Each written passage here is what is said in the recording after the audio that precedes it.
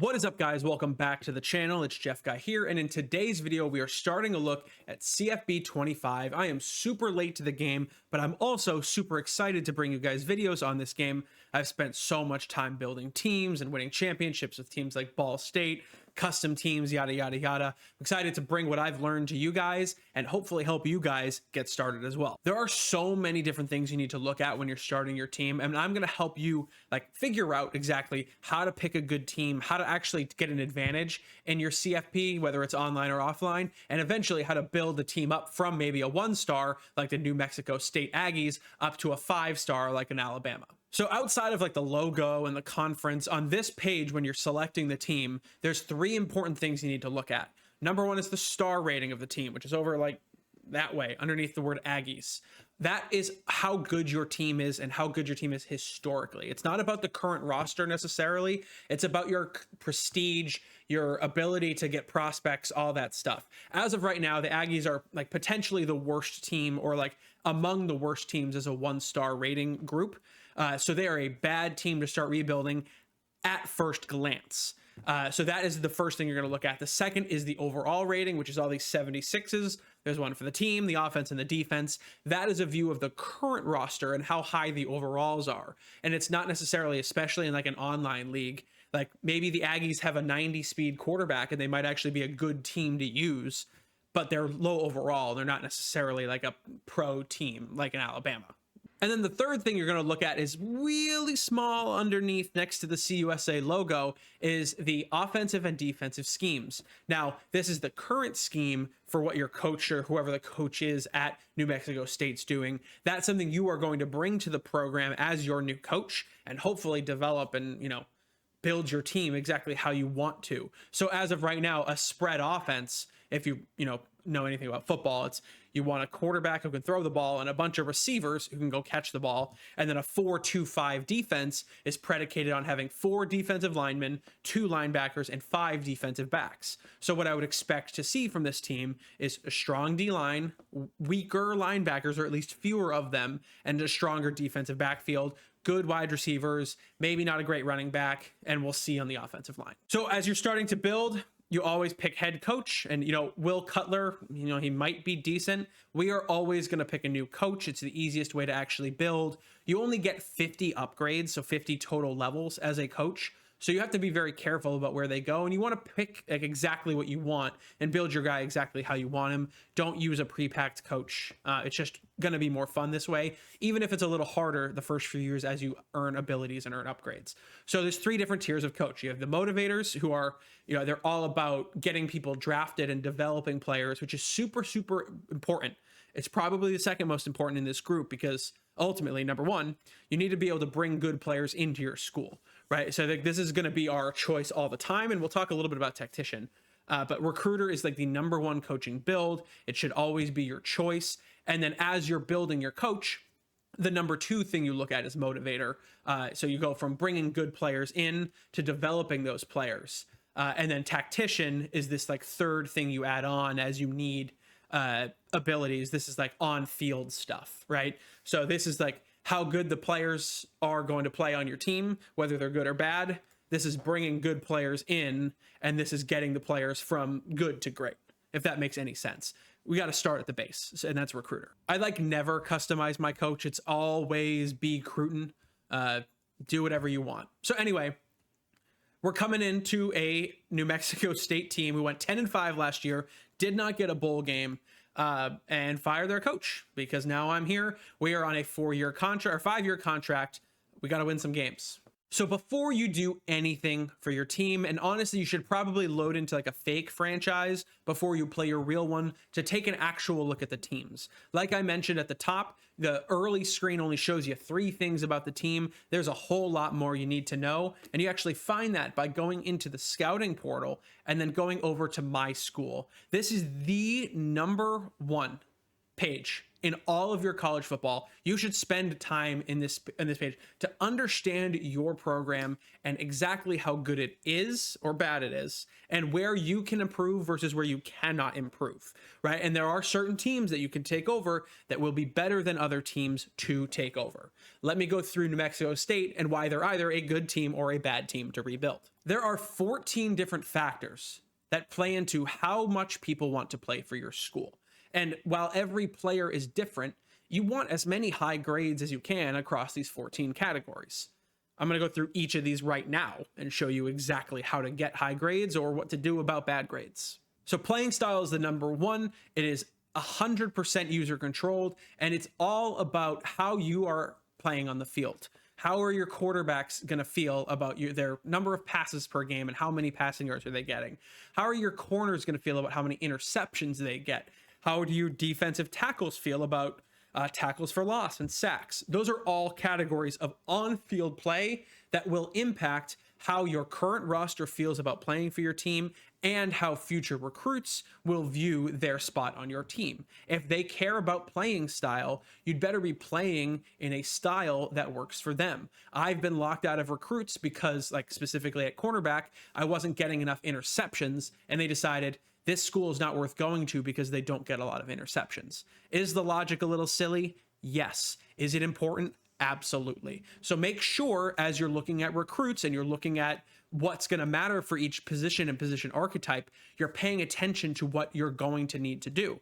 So if you are looking to scout a running back or an offensive lineman, you'd better make sure that you're playing to fit that need. If you want a power center, you'd better be running the ball.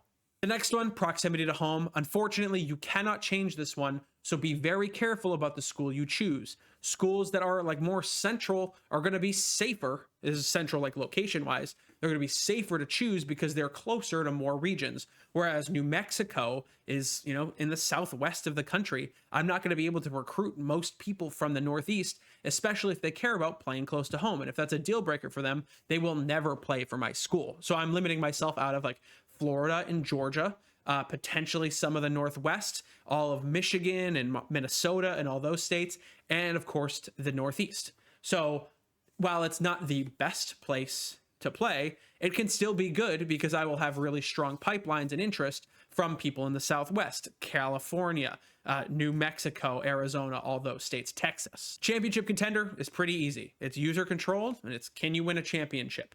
The way that this is measured is through the college football rankings. So the higher up the rankings you are, the higher your grade will be here. I have an Eastern Michigan team that's currently like 3 in the nation, and we have an A+ championship contender despite being Eastern Michigan. But ultimately right now, New Mexico State, 1-star program, not really looking at a championship. However, the higher ranked you are, the easier it is going to be to get recruits because they will care about playing for a championship contender. Program tradition, very, very similar to championship contender. It's just this is more of a how's your team right now? This is how has your team been recently, right? So things like national championships, playoff games, Heisman winners, conference championships, and bowl games, all of those things are measured into your program tradition. So that's why, especially in user franchises, you need to go for Heisman every year, because if another player that you're playing against gets the Heisman Award, they are going to get a massive bump to their program tradition. You need to be trying to win as many games as possible. There's no such thing as tanking in college football. You got to play every single game and play your heart out. Campus lifestyle, another unfortunate one that you cannot recover from. C-, I've seen a lot worse grades than this. It's basically like, how much of a football school are you? You cannot improve this one, so it's always going to be a C-. So as you look for other schools, like say North Carolina has a B+, they might be a great team to take over because they have that intangible of having a good campus lifestyle. Stadium atmosphere, there is a limit to how good you can make this one, but you do have control over it. Essentially, how much are you winning and how much is a home field advantage actually going to matter for you? Easiest ways to measure that are these stats here. So home winning percentage, how many people come to your games? You just got to win games to improve that. Average home game attendance, you win games. Home winning streak, win games. Team prestige, increase how good your team is. So ultimately, as long as you're winning games, this one's going to go up, and make sure you schedule a lot of home games against either bad or good opponents so that your stadium atmosphere goes up. Ultimately, your star rating will go up as well. Pro potential, improvable, but it takes a while to do so. This is basically a measure of how many people are going to go to the draft from your team. And so when we think about the draft, that's players who have been in college for 3 years. So either redshirt sophomores, juniors, or seniors, right? And people who go to the draft are typically 90 overall plus. So always take stock of your team, see who's going to the draft and who's not. Ultimately, when we learn about player or roster management, we'll see who's an NFL guy, who's not an NFL guy. And ultimately, we'll wind up cutting the guys who aren't NFL guys and trying to keep on the guys who are going to the NFL, even if they don't play for our team.